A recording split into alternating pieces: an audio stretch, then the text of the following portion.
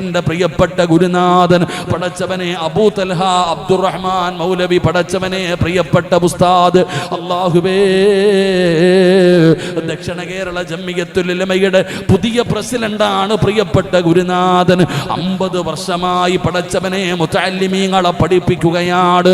ഈ അടുത്ത് ഉസ്താദന്മാരെല്ലാവരും കൂടെ പ്രിയപ്പെട്ട ഗുരുനാഥനെ ഒന്ന് ആദരിച്ചു. 50 വർഷമായി ദറസെടുക്കുന്ന എൻ്റെ പ്രിയപ്പെട്ട ഉസ്താദ്, അല്ലാഹുവേ ഈ അടുത്ത സമയത്ത് വിദ്യാർത്ഥികളെല്ലാവരും കൂടെ ഉസ്താദിനെ ഒരു സംഗമം നടത്തി. പൂർവ്വ വിദ്യാർത്ഥികളുടെ സംഗമം നടത്തിയപ്പോ പ്രിയപ്പെട്ട ഉസ്താദിനെ ആദരിക്കുമ്പോ ആ പ്രഭാഷണത്തിൽ എൻ്റെ പ്രിയപ്പെട്ട ഗുരുനാഥൻ പറയുകയാണ്, കണ്ണ് നനഞ്ഞു പോയടോ, കണ്ണ് നനഞ്ഞു പോയടോ. ഉസ്താദ് ശിഷ്യന്മാരോട് പറയുകയാണ്, എല്ലാവരും എനിക്ക് വേണ്ടി ദുആ ചെയ്യണേ, എല്ലാവരും എനിക്ക് വേണ്ടി ദുആ ചെയ്യണേ. ഒരേ ഒരാഗ്രഹമേ ഉള്ളൂ, ഒരേ ഒരാഗ്രഹമേ ഉള്ളൂ. മരിക്കുന്ന സമയം വരെ എനിക്ക് ദറസെടുക്കണം, എനിക്ക് മുതഅല്ലിമീങ്ങളെ പഠിപ്പിക്കണം. നിങ്ങൾ അതിനു വേണ്ടി എനിക്ക് വേണ്ടി ഒന്ന് ദുആ ചെയ്യണേ. എല്ലാവരും എനിക്ക് വേണ്ടി അതിനു വേണ്ടി ഒന്ന് ദുആ ചെയ്യണേ. അതൊരു ലഹരിയാടോ, അത് വല്ലാത്ത ഒരു സന്തോഷമാടോ. വിദ്യാർത്ഥികൾക്ക് ഇൽമു പറഞ്ഞു കൊടുക്കുന്നത് വല്ലാത്ത ഒരു ആനന്ദമാടോ. അല്ലാഹുവേ ദക്ഷിണയുടെ പുതിയ പ്രസിഡന്റായി തെരഞ്ഞെടുത്തു. റബ്ബേ ആഫിയത്തുള്ള ദീർഘായുസ് കൊടുക്കണേ അല്ലാ, ആഫിയത്തുള്ള ദീർഘായുസ് കൊടുക്കണേ അല്ലാ. മരിക്കുന്ന കാലം വരെ പടച്ചവരെ വിദ്യാർത്ഥികൾക്ക് ദറസെടുക്കാനുള്ള ഭാഗ്യം കൊടുക്കണേ അല്ലാ. ഇന്നും എന്നോട് പറഞ്ഞ് സിറാജേ ദുആ ചെയ്യടേ. എന്നോട് പ്രത്യേകമായിട്ടൊരു സ്നേഹമാണ്, എൻ്റെ വാപ്പയോടും വല്ലാത്ത ഒരു സ്നേഹമാണ്. പടച്ചവനെ ഉസ്താദിന്റെ പ്രഭാഷണം കേട്ടിട്ടാണ്, ഉസ്താദിന്റെ ഉപദേശം കേട്ടിട്ടാണ് എൻ്റെ പ്രിയപ്പെട്ട പിതാവ് തൻ്റെ 6 മക്കളെയും ഇൽമു പഠിക്കാൻ കൊണ്ടുവിട്ടത്. റബ്ബേ അവിടുത്തെ പൊരുത്തം നൽകണേ അല്ലാ. ഇതുപോലെയാണടോ ഉസ്താദന്മാര്, അവർക്ക് ഒരേ ഒരാഗ്രഹമേ ഉള്ളൂ, മരിക്കുന്നത് വരെ ദറസെടുക്കണം, കുട്ടികൾക്ക് പഠിപ്പിച്ചു കൊടുക്കണം. എന്തുകൊണ്ടാണെന്നറിയോ? അവർ ഖുർആനുമായിട്ടൊരു ബന്ധമുള്ളത് കൊണ്ടാ, അവർക്ക് ഖുർആനുമായിട്ടൊരു ബന്ധമുള്ളത് കൊണ്ടാ. അതുകൊണ്ട് എൻ്റെ പ്രിയപ്പെട്ട ഉപ്പമാരെ ഉമ്മമാര്, ഖുർആൻ ഓതുന്നിയാൽ, ഖുർആൻ ഓതിയാ അല്ലാഹു തരുന്ന ഒന്നാമത്തെ പ്രതിഫലം എന്തെന്നറിയോ? അവരുടെ ബുദ്ധി മറിഞ്ഞു പോകാറില്ല. എന്ന് പറയുന്നൊരവസ്ഥയിൽ നിന്ന് രക്ഷപ്പെടുകയാണ്. ഇനി രണ്ടാമത്തെ പ്രതിഫലം എന്തെന്നറിയോ? ഖുർആൻ ഓതുന്നവർക്ക് അല്ലാഹു തരുന്ന രണ്ടാമത്തെ പ്രതിഫലം എന്താ? ഉമ്മമാരേ, ഈമാനുള്ള മരണമാ. അല്ലാഹു നല്ല മരണം തരും. ഉമ്മമാരെ, വാപ്പമാരെ, അല്ലാഹുവിന്റെ ഖുർആൻ ഓതുന്നവർക്ക് അല്ലാഹു കൊടുക്കുന്ന രണ്ടാമത്തെ പ്രതിഫലം നല്ല മരണമാ. നല്ല മരണം അല്ലാഹു കൊടുക്കുകയാണ്. പടച്ചവരെ മൂന്നാമത്തെ പ്രതിഫലം എന്തെന്നറിയോ? ഇവിടെ ഒരുപാട് മക്കൾ ഖുർആൻ പഠിക്കുന്നുണ്ടല്ലോ, മുതഅല്ലിമീങ്ങൾ പഠിക്കുന്നുണ്ടല്ലോ, പെൺകുട്ടികൾ ഖുർആൻ പഠിക്കുന്നുണ്ടല്ലോ. ആ മക്കളെ കുറിച്ച് അറിയാനിട്ടാടോ, അവരുടെ മഹത്വം അറിയാനിട്ടാടോ, ഹൃദയത്തിൽ ഖുർആൻ കൊണ്ട് നടക്കുന്ന മക്കളുടെ സ്ഥാനം അറിയാനിട്ടാടോ. ഇവരാരാണെന്നറിയോ? ഇവരാരാണെന്നറിയോ? ആ ഖുർആനുമായി ബന്ധപ്പെടുന്നവർക്ക് അല്ലാഹു കൊടുക്കുന്ന രണ്ടാമത്തെ പ്രതിഫലം നല്ല മരണമാ. 3, അവരുടെ മയ്യത്ത് കണ്ടവരും മറക്കൂല. നിങ്ങൾ ഒരുപാട് പെണ്ണുങ്ങളുടെ മയ്യത്ത് കണ്ടവരാ, നിങ്ങൾ ഒരുപാട് പേരുടെ മയ്യത്ത് കണ്ടവരാ. എല്ലാ മയ്യത്തുകളും ഓർമ്മയില്ല, എല്ലാ മയ്യത്തുകളും ഓർമ്മയില്ല. എന്നാ ചിലരുടെ മുഖം ഇപ്പോഴും നിന്റെ മനസ്സിൽ പതിഞ്ഞിട്ടുണ്ട്. ഫോട്ടോ എടുത്തു വെച്ചതുപോലെ ചിലരുടെ മുഖം ഇന്നും നിന്റെ മനസ്സിന്റെ ഉള്ളിലുണ്ട്. പെങ്ങള്, എന്തൊരു പ്രകാശമെന്നറിയോ, എന്തൊരു ചിരിയാണെന്നറിയോ. അല്ലാഹുവേ, മരിച്ചു കിടന്നപ്പോ വല്ലാത്ത ഗ്ലാമറാ സഹോദരാ. ഭാര്യ പോലും ചോദിക്കുകയാണ്, എന്റെ ഇക്കാനെന്തൊരു പ്രകാശമല്ലാ, എന്റെ പൊന്നുമോനെന്ത് പ്രകാശമല്ലാ. ഉറങ്ങുന്നവനെ പോലെ കിടക്കുന്നല്ലോ. അല്ലാഹുവിന്റെ പരിശുദ്ധമായ ഖുർആനുമായൊരു ബന്ധമുണ്ടാകിയാൽ അല്ലാഹു തരുന്ന മൂന്നാമത്തെ പ്രതിഫലം നിന്റെ ജനാസ കണ്ടവരും മറക്കൂല. ആലിമീങ്ങളുടെ മുഖം അങ്ങനെയാടോ, ഉസ്താദന്മാരുടെ മുഖം അങ്ങനെയാടോ. മരിച്ചു കിടക്കുമ്പോഴും പുഞ്ചിരിക്കുന്ന മുഖത്തോട് എന്തൊരു സൗന്ദര്യമെന്നറിയോ, കാണാനെന്തനുഭൂതി എന്നറിയോ. ഉറങ്ങുന്നവരെ പോലെ കിടക്കുകയാണ്. അല്ലാഹുവേ, അതുപോലെയുള്ള മരണം തരണേ അല്ലാ. നാലാമത്തെ പ്രതിഫലം എന്തെന്നറിയോ? നാലാമത്തെ പ്രതിഫലം എന്താ?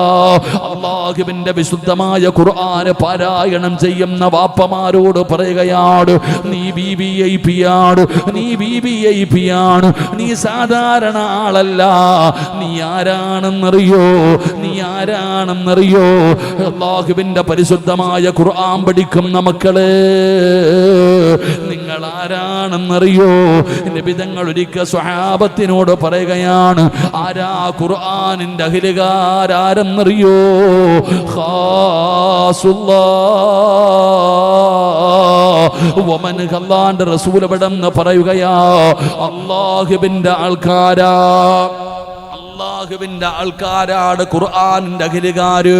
അതുകൊണ്ട് സഹോദരാ, പെങ്ങളെ, ഖുർആൻ ഓതിയാൽ അല്ലാഹു തരുന്ന പ്രതിഫലം എന്തെന്നറിയോ? ഒരു ദിവസം ഇവിടത്തെ പള്ളിയുടെ മിനാരത്തിൽ വിളിച്ചു പറയുകയാണ്, ഇന്നാ ലില്ലാഹി വ ഇന്നാ ഇലൈഹി റാജിഊൻ. നീ മരിച്ചുപോയെന്ന് വിളിച്ചു പറയുന്ന ദിവസമുണ്ടല്ലോ, നാട്ടുകാർ മുഴുവനും നിന്റെ വീട്ടിലേക്ക് ഓടി വരികയാണ്. ടാർപ്പ കെട്ടുകയാ, കസേര നിരത്തുകയാ, വീടിന്റെ സൈഡിൽ ചൂടുവെള്ളം തയ്യാറാക്കുകയാ. കുടുംബക്കാരും ബന്ധുക്കളും മുഴുവനും നിന്റെ വീട്ടിലേക്ക് കടന്നു വന്നു. കുറച്ചു സമയം കഴിഞ്ഞപ്പോ നിന്റെ ജനാസ എടുത്തു കൊണ്ടുപോയി വീടിന്റെ ഒരു ഭാഗത്ത് കൊണ്ടുപോയി മലർത്തി കിടത്തുകയാണ്. വസ്ത്രങ്ങൾ അടിച്ചു മാറ്റുകയാണ്, നജസ്സുകൾ ഒഴിവാക്കുകയാണ്, നഖത്തിനടിയിൽ അഴുക്കുകൾ പോലും എടുത്ത് കളയുകയാണ്, ചൂടുവെള്ളം ഒഴിപ്പിച്ചങ്ങ് കഴുകുകയാണ്. അല്ലാഹുവേ, നല്ലതുപോലെ നിന്നെ കുളിപ്പിക്കുകയാണ്, സുഗന്ധമിട്ട വെള്ളമൊഴിക്കുകയാ,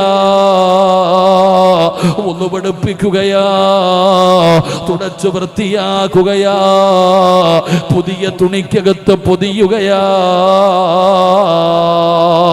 എന്നിട്ട് പടച്ചവര് ഒരാള് വീടിന്റെ പുറത്ത് വന്നിട്ട് വിളിച്ചു പറയുകയാ, എല്ലാവരും ഒന്ന് മാറി നിൽക്കണേ, എല്ലാവരും ഒന്ന് മാറി നിൽക്കണേ. എല്ലാവരും അനുസരിക്കുകയാണ്. കുഞ്ഞുങ്ങളെ എടുത്തുകൊണ്ട് വരുന്നത് പോലെ നിന്റെ ജനാസ എടുത്തുകൊണ്ട് വന്ന് വീടിന്റെ അകത്ത് വിരിച്ചിട്ടിരിക്കുന്ന 3 കഷ്ടം തുണിയുടെ മുകളിൽ കൊണ്ടുവന്ന് മലർത്തി കിടത്തുകയാ. അല്ലാ, വല്ലാത്ത തിരക്കാ പെങ്ങള്, വീട്ടിൽ വല്ലാത്ത തിരക്കാ. എങ്ങനാണ് ആള് വന്നതെന്നറിയില്ല. ഒരാളെയും വിളിച്ചില്ല, ഒരാളോടും പറഞ്ഞില്ല, വിളിച്ചില്ല എന്ന് പരാതിയില്ല. ആണുങ്ങളും പെണ്ണുങ്ങളും കുടുംബക്കാരും നാട്ടുകാരും അയൽവാസികളും എല്ലാവരും നിന്റെ വീട്ടിൽ കടന്നു വന്നിരിക്കുകയാണ്. പള്ളിയിലെ ഉസ്താദന്മാര് വന്നു, കൊണ്ടുപോകാനുള്ള വാഹനം വന്നു. അങ്ങനെ എല്ലാവരും നിന്റെ വീടിന്റെ ചുറ്റും ഇങ്ങനെ കൂടി നിൽക്കുമ്പോ ആരോ ഒരാള് ചോദിക്കുന്നു, പഞ്ഞിയെവിടെ? ആ സുഗന്ധം തേച്ച പഞ്ഞി എവിടെ? എന്തിനാ പഞ്ഞി ചോദിക്കുന്നതെന്നറിയോ? മൂക്കിന്റെ ദ്വാരമാ പഞ്ഞി കൊണ്ടടയ്ക്കുന്നേ. കാണേണ്ടവർ കണ്ടോ, ഇതാ പൊതിയുന്നേ. മയ്യത്തു കട്ടിൽ തോളിലേക്കുയരുന്നേ. പുരയ്ക്കുള്ളിലപ്പോൾ രോദനം ഉയരുന്നേ. അരുമക്കിടാങ്ങൾ വാപ്പയെ വിളിക്കുന്നേ. അതിനുത്തരം നൽകാതെ നീ കിടക്കുന്നേ. അല്ലാഹുവേ, കാണണ്ടവരൊക്കെ കണ്ടോ, പൊതിയാ പോകുകയാ. അവിടെന്ന് വിളിച്ചു പറയുകയാണ്. ജനങ്ങൾ തിരക്ക് കൂട്ടിയപ്പോ ആരോ പറയുന്നുണ്ട്, കണ്ടതൊക്കെ മതി പൊതിയാർ, കണ്ടതൊക്കെ മതി പൊതിയാർ. ആ 3 കഷ്ടം തുണിയിലങ്ങ് പൊതിഞ്ഞു കഴിയുമ്പോ ഒരു മരണ വീട്ടിൽ ഏറ്റവും കൂടുതലും നിലവിളി കേൾക്കുന്ന സമയമപ്പെടാ. ഏത് കരയാത്തവനും കരഞ്ഞു പോകുമടോ, ഏത് കരയാത്തവനും കരഞ്ഞു പോകുമടോ. ആ മയ്യത്ത് കട്ടിലിലേക്ക് ജനാസ എടുത്തു വെച്ചിട്ട് 6 പേര് ലാ ഇലാഹ ഇല്ലല്ലാഹ് എന്ന് പറഞ്ഞുകൊണ്ട് ജനാസ തോളിലേക്ക് എടുക്കുന്ന സമയമുണ്ടല്ലോ. ഖുർആൻ ഓതുമെന്ന് തീരുമാനമെടുത്തവര്, നിന്റെ ജനാസ ചുമക്കണ്ടതാരാ? നീ സാധാരണ ആളല്ല. VVIPകൾ മരിച്ചാ VVIPകൾ കടന്നു വരണമല്ലോ. VVIP മരിക്കുമ്പോ VVIP വരുമല്ലോ. എടാ, നീ VVIP ആ ചെറുപ്പക്കാരാ. വാപ്പാ, നിന്റെ ജനാസ ചുമക്കേണ്ടത് കള്ളുകുടിയനല്ല, വ്യഭിചരിക്കുന്നവനല്ല, നിസ്കരിക്കാത്തവനല്ല. ആരാ ഉമ്മ? ഖുർആൻ ഓതിയ നിന്റെ മയ്യത്ത് ചുമക്കേണ്ടത് ആരാ ഉമ്മ? പറ ഉമ്മ. മഗ്രിബ് കഴിഞ്ഞ് ഖുർആൻ ഓതിയവള്, അല്ലാഹുവിന്റെ ഖുർആൻ നെഞ്ചിലേക്ക് ചേർത്ത് പിടിച്ച ഉമ്മ. നീ സാധാരണ ഒരു പെണ്ണല്ലല്ലോ, നീ VVIP ആണല്ലോ. നിന്റെ ജനാസ ചുമക്കാൻ VVIPകൾ വരണമല്ലോ. ആരാ വരുന്നതെന്നറിയോ?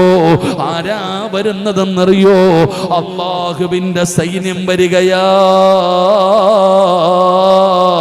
ആകാശ ലോകത്ത് നിന്നും മലക്കുകൾ ഇറങ്ങി വരികയാ. നിന്റെ ജനാസ ചുമക്കാൻ, നിന്റെ പൊന്നുമോന്റെ മയ്യത്ത് ചുമക്കാൻ ആകാശത്ത് നിന്ന് അല്ലാഹുവിന്റെ മലക്കുകൾ ഇറങ്ങി വരികയാ. വെറുതെ പറഞ്ഞതല്ല. മഹാനായ സഅദ് റളിയല്ലാഹു തആല അൻഹുവിന്റെ ചരിത്രം അറിയുമല്ലോ.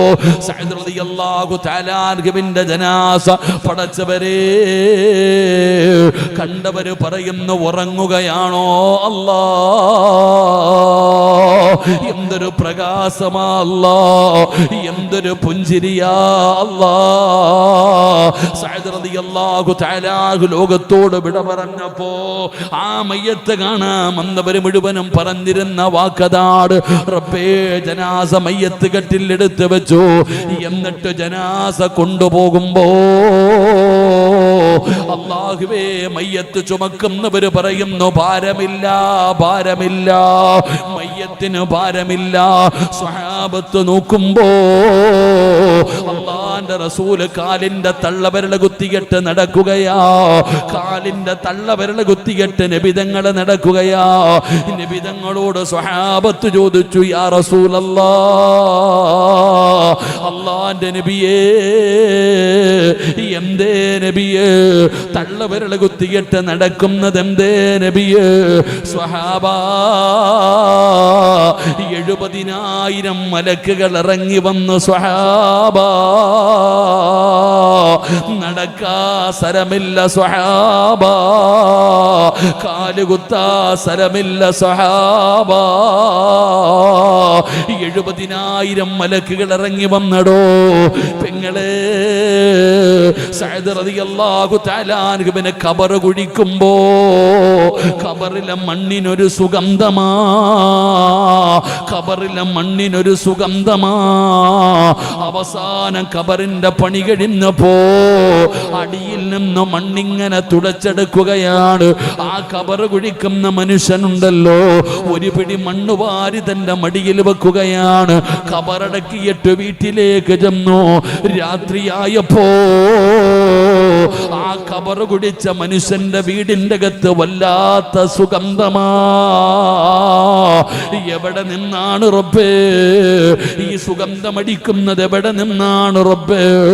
ചെന്നു നോക്കുമ്പോ സഅദ് റളിയല്ലാഹു തആല അൻഹുവിന്റെ ഖബറിനകത്ത് നിന്ന് വാരിക്കൊണ്ടുവന്ന മണ്ണുണ്ടല്ലോ, കസ്തൂരിയെ പോലെ സുഗന്ധമുള്ളതായിരിക്കുകയാ.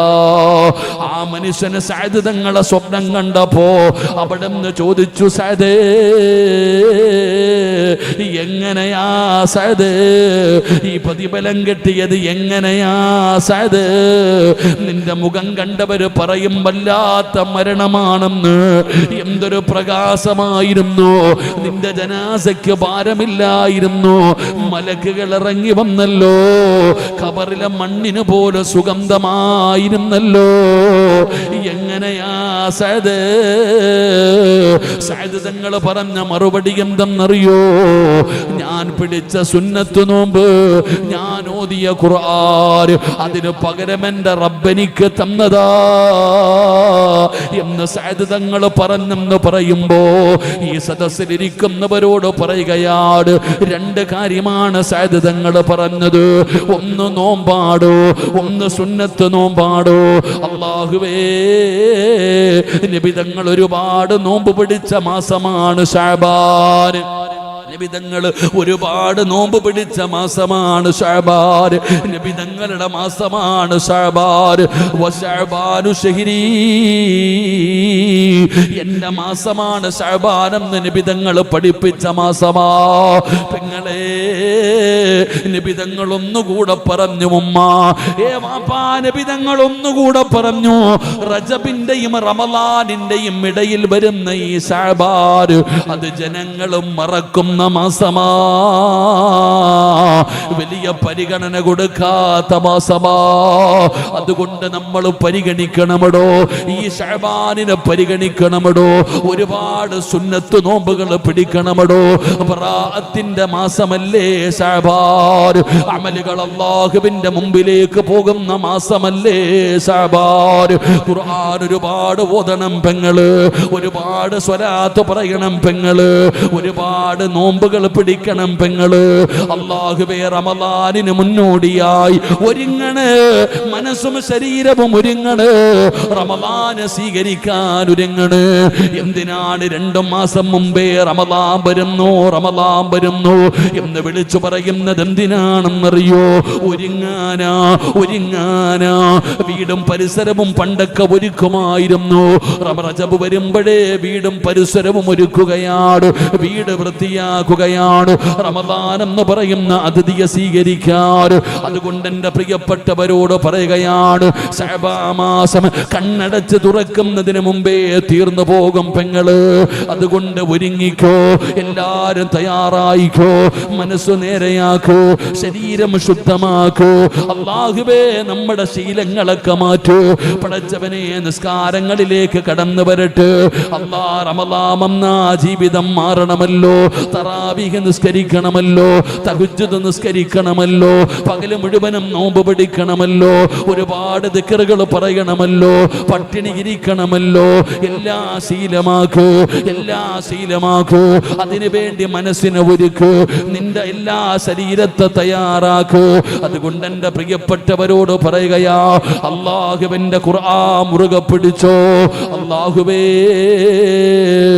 ഖുർആനിന്റെ അഹ്ലുകാരിൽ പെടുത്തണേ അല്ലാ. 10-35ഓളം വിദ്യാർത്ഥികൾ പഠിക്കുന്നുണ്ടല്ലോ, ഒരുപാട് 20ഓളം പെൺകുട്ടികൾ പഠിക്കുന്നുണ്ടല്ലോ. അല്ലാഹുവേ, ഈ മക്കളെ നീ ഹാഫിളീങ്ങളാക്കണേ അല്ലാ. ഇവർക്കൊരു ബിൽഡിംഗ് പണിയണമെടോ പടച്ചവനെ. സംഘാടകർ നിങ്ങളുടെ കയ്യിലൊരു ഫോം തന്നിട്ടുണ്ട്. അല്ലാ, നിങ്ങൾക്ക് എന്താണോ കൊടുക്കാൻ കഴിയുക, ഒരു സ്ക്വയർ ഫീറ്റിന് 3000 രൂപയാ. ഒരു സ്ക്വയർ ഫീറ്റിന് 3000 രൂപ നിങ്ങൾ ഓരോരുത്തരും ഇൻഷാ അല്ലാ നിങ്ങളെ കൊണ്ട് കഴിയുന്നത് അൽഹംദുലില്ലാ നിങ്ങൾ കൊടുക്കണം. ബഹുമാനായ സയ്യിദ് അവറുകൾ ഓതിയ ഈത്തപ്പഴം ഇത് നിങ്ങളുടെ കയ്യിൽ കൊണ്ടുതരും. ഒരു ഹദിയ അൽഹംദുലില്ലാ.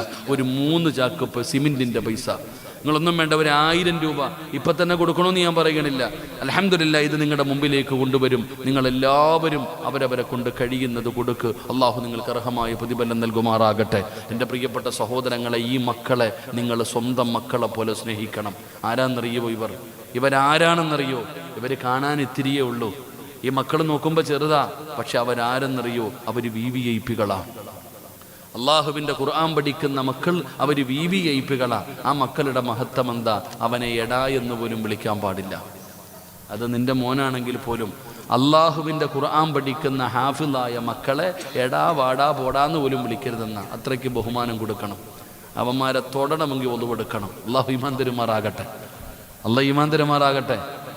അള്ളാഹുവിൻ്റെ ഖുർആൻ പഠിക്കുന്ന മക്കളെ തൊടണമെങ്കിൽ, അതാ ഇവരുടെ മഹത്വം അറിയണമെങ്കിൽ ഇവൻ ചുമ്മാതെ ഒന്ന് പള്ളിക്കാട്ടി പോയാൽ മതി. ചുമ്മാതെ ഒന്ന് പള്ളിപ്പറമ്പിലേക്ക് ഇറങ്ങിപ്പോയാൽ ഇവൻ പോയത് കാരണം ഖബറാളികളുടെ ശിക്ഷ അള്ളാഹ് നിർത്തിവെക്കും. അതാ മുത്തഅല്ലിമ്, അതാ നിന്റെ പൊന്നുമോൻ. മൊബൈലും കുത്തി ഇങ്ങനെ തലകണ പോലെ കൊണ്ട് നടക്കുന്ന മക്കളല്ല. ഈ പൊന്നുമക്കൾ ഖബറും കാട്ടി പോയാൽ മതി. അള്ളാഹുവേ, ഇവ ഇറങ്ങിപ്പോയതിൻ്റെ ബറക്കത്ത് കൊണ്ട് തന്നെ ഖബറാളികളുടെ ശിക്ഷ നിർത്തിവെക്കും. മലക്കുകൾ ചിറക് താഴ്ത്തിയിട്ട് ബഹുമാനിക്കും. ഈ മക്കൾക്ക് അള്ളാന്റെ മലക്കുകൾ ഇവർക്ക് ഇങ്ങനെ തണലിട്ട് കൊടുക്കും. അൽഹംദുലില്ലാ, അതാ ഖുർആൻ. സാധാരണ ഒരു കുട്ടിയല്ലടവൻ എടാ വാടാ ഇങ്ങോട്ട് വാടാ അങ്ങോട്ട് പോടാ വിളിക്കരുത്. ഈ മുത്തഅല്ലിമീങ്ങൾ അങ്ങനെ നിങ്ങൾ വിളിക്കരുത്. കാരണം അവർ ഖുർആനിൻ്റെ അഹിലുകാര, അള്ളാഹുവിൻ്റെ ഏറ്റവും അടുത്ത ആൾക്കാർ. അള്ളാഹു നമ്മുടെ മക്കളെ അങ്ങനെ ആക്കി തരുമാറാകട്ടെ. എൻ്റെ പ്രിയപ്പെട്ട സഹോദരങ്ങളെ, സഹോദരിമാരെ, വല്ലാത്ത പ്രതിഫലം. ഞാൻ പറയുന്നത് ബിൽഡിങ്ങിൻ്റെ പണി നടക്കാൻ പോയി. ഇൻഷാ അല്ലാഹ് അള്ളാഹു ബർക്കത്ത് ചെയ്യുമാറാകട്ടെ. ആമീൻ പറ. അള്ളാഹു ബർക്കത്ത് ചെയ്യുമാറാകട്ടെ. ഈ സ്ഥലത്താണ് അൽഹംദുലില്ലാ ബിൽഡിംഗ് ഒക്കെ പണിയുന്നത്. ഇൻഷാ അല്ലാഹ് അതൊക്കെ നിങ്ങളൊക്കെ മനസ്സ് വെച്ചാൽ നടക്കും. അൽഹംദുലില്ലാ, നിങ്ങൾ ഓരോരുത്തരും നിങ്ങളെ കൊണ്ട് കഴിയുന്നത് കൊടുത്താൽ തന്നെ അൽഹംദുലില്ലാ ബിൽഡിങ്ങിൻ്റെ പണിയൊക്കെ പൂർത്തിയാകും. അള്ളാഹു നമുക്ക് ഈമാൻ നൽകുമാറാകട്ടെ. അതൊക്കെ അൽഹംദുലില്ലാ പേടിയൊന്നുമില്ല, അത് അള്ളാഹ് നോക്കിക്കൊള്ളും.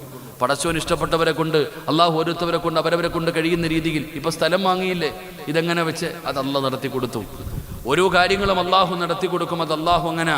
എൻ്റെ പ്രിയപ്പെട്ടവരോട് ഞാൻ പറയുന്നു, ഈ മക്കളെ നിങ്ങൾ നിസ്സാരമായി കാണരുത്. അള്ളാഹു നമുക്ക് ഈമാൻ നൽകുമാറാകട്ടെ. ഒരു 3 സ്വലാത്ത് സ്വല്ലല്ലാഹു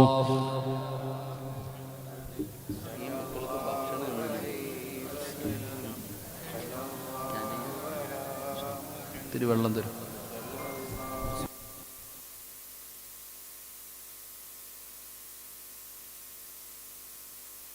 യാ റബ്ബി സ്വല്ലി അലൈഹി വസല്ലം. അല്ലാഹു സ്വീകരിക്കുമാറാകട്ടെ. എൻ്റെ പ്രിയപ്പെട്ട സഹോദരങ്ങളെ, ഈ മക്കളെ നിങ്ങൾ ആദ്യം ഏറ്റെടുക്കണം. ഉമ്മമാരെ, ഇതിലെ ഒരു പൊന്നുമോനെ നീ ഏറ്റെടുക്കാൻ തയ്യാറായാൽ എന്താണ് അള്ളാഹു നിനക്ക് തരുന്ന പ്രതിഫലമെന്താ? അള്ളാഹു നിങ്ങൾക്ക് തരുന്ന പ്രതിഫലം ഇവരെ കുറിച്ച് നിനക്കറിയാഞ്ഞിട്ടാണ്. ഉമ്മമാര് ഒരുപാട് സ്വർണമുണ്ട്, എല്ലാം സ്വന്തം ധരിക്കാറില്ല, അത് ലോക്കറിൽ വെച്ചിരിക്കുകയാ. നിങ്ങൾ എത്ര പേരാ സ്വർണം ധരിക്കണേ? എല്ലാ ലോക്കറി വെച്ചിരിക്കുക. ചോദിച്ചാ പറയും മോൾക്ക് വേണ്ടിയുള്ളതാ ഉസ്താദേ, മോൾക്ക് വേണ്ടിയുള്ളതാ ഉസ്താദേ. മോക്ക് വേണ്ടി നീ പോലും ധരിക്കാതെ നീ അത് മുഴുവനും വെച്ചിരിക്കുന്നു. ഞാൻ ചോദിക്കട്ടെ ഉമ്മച്ചി, ആ മോളോട് നീ ചോദിക്ക്, ഇന്ന് രാത്രി ഞാൻ മരിച്ചുപോയാ എൻ്റെ മയ്യത്ത് കുളിപ്പിക്കാൻ അറിയുമോ എന്ന് ചോദിച്ചേക്ക്. നീ ലക്ഷങ്ങൾ നിന്റെ വാപ്പ നിനക്ക് വാങ്ങിത്തന്ന സ്വർണം നീ ഇതുപോലും ധരിക്കാതെ അത് അലമാരിക്കകത്ത് വെച്ചിരിക്കുക. എന്തിന്? മോക്ക് കൊടുക്കാൻ. അവളാണെങ്കിൽ നിന്റെ മയ്യത്ത് കുളിപ്പിക്കാൻ പോലും അവക്കറിയത്തില്ല. അപ്പൊ നീ ചിന്തിക്ക്, എടാ, നമ്മൾ നമ്മുടെ മക്കളെ സ്നേഹിക്കുന്നു, മക്കളെന്ന് പറഞ്ഞ ജീവന. എന്നാൽ നമ്മുടെ മക്കളുടെ അവസ്ഥ നോക്കിയേ. വാപ്പാടെ മയ്യത്ത് കുളിപ്പിക്കാൻ അറിയത്തില്ല, ഉമ്മാടെ മയ്യത്ത് കുളിപ്പിക്കാൻ അറിയത്തില്ല. ജനാസ പള്ളിയിൽ കൊണ്ടുപോകുമ്പോൾ ഉസ്താദിന്റെ കൈ പിടിച്ചിട്ട് ഉസ്താദെ ഞാൻ ഇമാമത്ത് നിൽക്കാം, ആ 4 തക്ബീർ പറഞ്ഞ് നിസ്കരിക്കുന്ന നിസ്കാരം പോലും അവന് ധൈര്യമില്ലടോ. ഖബറിന്റെ ചാരത്ത് വന്ന് ദുആ ചെയ്യാനോ യാസീൻ ഓതാനോ ഇന്നത്തെ മക്കൾക്ക് സമയമില്ല. എന്നാൽ നാളെ പടച്ച റബ്ബിന്റെ കോടതിയിൽ വരുമ്പോഴോ, അള്ളാഹുവിന്റെ കോടതിയിൽ വരുമ്പോ നമ്മുടെ മക്കള് പടച്ചവനോട് പറയും, അല്ലാ എന്റെ കാല് പൊള്ളുന്നു റബ്ബേ, എന്റെ കാല് പൊള്ളുന്നു പടച്ചവനെ. അല്ലാഹുവേ, സിറാജ് വെറുതെ പറയുന്നതല്ല, മക്കൾക്ക് വേണ്ടി ജീവിക്കുന്ന മാതാപിതാക്കളോട് പറയുകയാ, നാളെ അള്ളാഹുവിന്റെ കോടതിയിൽ വരുമ്പോ നിങ്ങളുടെ മക്കള് പടച്ചവനോട് പറയുകയാണ്, അല്ലാ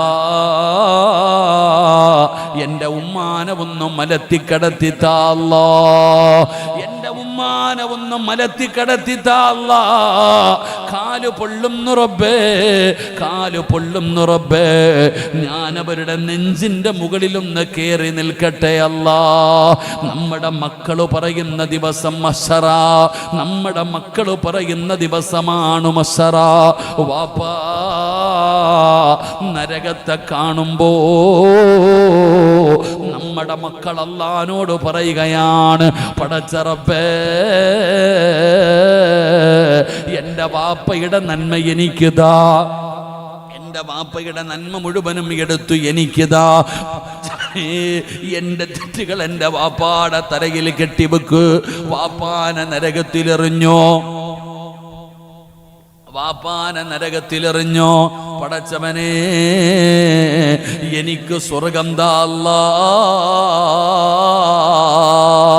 എനിക്ക് സ്വർഗം താ. എന്റെ തെറ്റുകൾ കൂടെ എന്റെ വാപ്പാടെ തലയിൽ കെട്ടിവെക്ക്, എന്റെ ഉമ്മാടെ തലയിൽ കെട്ടിവെക്ക്, അവരെ നരകത്തിലെറിയൂ, അവരെ നരകത്തിലെറിയൂ.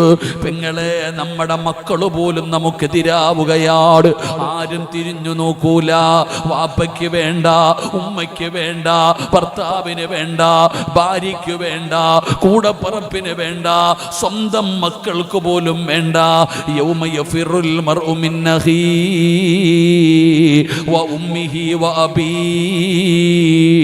വ സ്വാഹിബതിഹി വ ബനീ.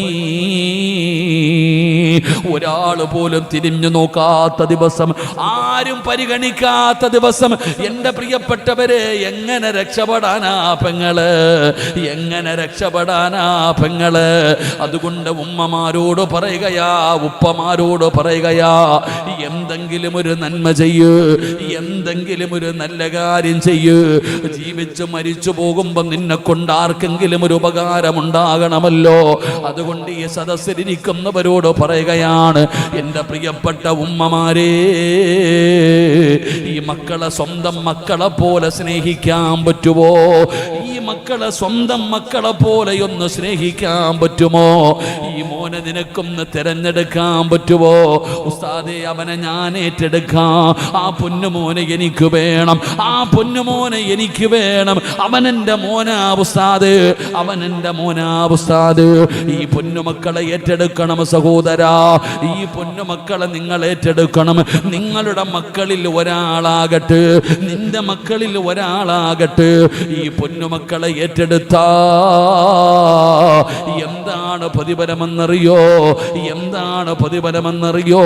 അല്ലാഹുവേ, നാളെ പടച്ച റബ്ബിന്റെ കോടതിയിൽ നിന്നെ സഹായിക്കാൻ ആരുമില്ല, നിന്നെ സഹായിക്കാൻ ആരുമില്ല. പടച്ചവനെ, നീ ഒറ്റയ്ക്കിങ്ങനെ നടക്കുകയാണ്, രക്ഷപ്പെടാനൊന്നുമില്ലാതെ. നിന്റെ ഉപ്പ മുമ്പിലൂടെ പോകുന്നു, നിന്റെ ഉമ്മ മുമ്പിലൂടെ പോകുന്നു, നിന്റെ വീട്ടുകാരും കുടുംബക്കാരും മക്കളും പോകുന്നുണ്ട്. കണ്ട പരിചയം പോലും കാണിക്കൂല, കണ്ട പരിചയം പോലും കാണിക്കൂല. ഈ മക്കളെ നിങ്ങളെ സഹായിച്ചാൽ അല്ലാഹു നിങ്ങൾക്ക് തരുന്ന പ്രതിഫലം എന്തെന്നറിയോ? നാളെ അല്ലാഹുവിന്റെ കോടതിയിൽ നിൽക്കുമ്പോ, നാളെ പടച്ച റബ്ബിന്റെ കോടതിയിൽ ഇങ്ങനെ നിൽക്കുമ്പോ, അല്ലാ, ഒരു പൊന്നുമോ നിന്റെ അടുക്കൽ വരുന്നു. ഉമ്മ, സങ്കടപ്പെടല്ലേ ഉമ്മ, ഉമ്മ എന്തിനാ സങ്കടപ്പെടുന്നത്? ഉപ്പാ, നിങ്ങൾ എന്തിനാ കരയുന്നത്? ഉപ്പാ, നിങ്ങൾ എന്തിനാ സങ്കടപ്പെടുന്നത്? കരയല്ലേ ഉപ്പാ, കരയല്ലേ ഉമ്മ, ഞാൻ കൊണ്ടുപോകാം നിങ്ങളെ സ്വർഗത്തില്, ഞാൻ ഞാൻ കൊണ്ടുപോകാം നിങ്ങളെ സ്വർഗത്തില്. അല്ലാഹുവേ, ഒരു പൊന്നുമോ നിങ്ങളുടെ കൈപിടിക്കുകയാണ്, ഒരു പൊന്നുമോ നിങ്ങളുടെ കൈപിടിക്കുകയാണ്. ആ സമയത്ത് നീ ചോദിക്കുന്നു, ആരാ മോനെ, മോനെ നീ ആരാ? എടാ, ഇന്നെന്റെ വാപ്പയ്ക്ക് എന്നെ വേണ്ട, എൻ്റെ ഉമ്മയ്ക്ക് എന്നെ വേണ്ട, പടച്ചവനെ ഒരാൾക്കും എന്നെ വേണ്ട, എൻ്റെ മക്കള് പോലും എന്നെ ഇന്ന് കൈവിട്ടിരിക്കുന്ന ദിവസം എന്നെ സ്വർഗത്തിൽ കൊണ്ടുപോകാം. നീ ആരാ? നീയും ഞാനും തമ്മിലുള്ള ബന്ധമെന്താ? നീ ഏത് വീട്ടിലെയാടാ? നീയും ഞാനും തമ്മിലുള്ള ബന്ധമെന്താ മോനെ? ആ സമയത്ത് എൻ്റെ ഉമ്മയോട് ആ പൊന്നുമോൻ ബന്ധം പറഞ്ഞു തരും. ആ പൊന്നുമോൻ നിന്നോട് നാളെ നീയും അവനും തമ്മിലുള്ള ബന്ധം പറഞ്ഞു തരും. ഉമ്മാ, നിങ്ങളുടെ നാട്ടിലെ പള്ളിയുടെ മുകളിൽ ഖുർആൻ പഠിക്കാൻ ഞാൻ കിടന്നപ്പോ എനിക്ക് ഭക്ഷണം തന്നത് നിങ്ങളല്ലേ ഉമ്മ? എനിക്ക് ഭക്ഷണം തന്നത് നിങ്ങളല്ലേ? എന്നെ സ്വന്തം മകനെ പോലെ നിങ്ങൾ ഏറ്റെടുത്തില്ലേ ഉമ്മ? ഏ വാപ്പാ, നിങ്ങൾ എന്നെ സ്വന്തം മകനെ പോലെ ഏറ്റെടുത്തില്ലേ? സ്വന്തം മകനെ പോലെ എന്നെ നിങ്ങൾ ഏറ്റെടുത്തില്ലേ? എന്നെ ഒരു മകനെ പോലെ നിങ്ങൾ എന്നെ പൊന്നുപോലെ സ്നേഹിച്ചില്ലേ? എനിക്ക് 40 പേരെ സ്വർഗത്തിൽ കൊണ്ടുപോകാം. ഒരു ഹാഫിലിന് 40 പേരെ സ്വർഗത്തിൽ കൊണ്ടുപോകാം. ഉപ്പാ, ഒരാള് നിങ്ങളാ ഉപ്പാ. ഏ ഉമ്മ, ഒരാള് നിങ്ങളാ ഉമ്മ. ഈ പഠിക്കുന്ന മക്കളിൽ ഒരാൾ പോരെ നിന്നെ സ്വർഗത്തിൽ കൊണ്ടുപോകാൻ? ഈ മക്കളിൽ ഒരാൾക്ക് 40 പേരെ കൊണ്ടുപോകാ. ആ 40-ൽ 39 പേരും അവന്റെ വീട്ടുകാരാകട്ടെ. ഒരാള് നീയായി കൂടെ ഉമ്മ. നിന്റെ സ്വന്തം മക്കൾ നിന്നെ തിരിഞ്ഞു നോക്കിയില്ലെങ്കിലും ഈ മക്കൾ മരിക്കുന്നത് വരെ എന്ത് ഖുർആൻ ഓതിയാലും പ്രതിഫലം നിനക്കല്ലേ? നിനക്ക് അല്ലാഹു തരുന്ന പ്രതിഫലമല്ലേ? അതുകൊണ്ട് എൻ്റെ പ്രിയപ്പെട്ടവരോട് പറയുകയാ, ഈ മക്കളെ നിങ്ങൾ ഏറ്റെടുക്കണമടോ. അൽഹംദുലില്ലാഹ്, ഈ പൊന്നുമക്കളെ നിങ്ങൾ ഓരോരുത്തരും ഏറ്റെടുക്കണം. ഞാൻ ഏറ്റെടുക്കുന്ന ഉസ്താദേ, അവൻ എത്ര രൂപയാണ് ഒരു മാസം ഭക്ഷണത്തിന്റെ പൈസ എത്ര?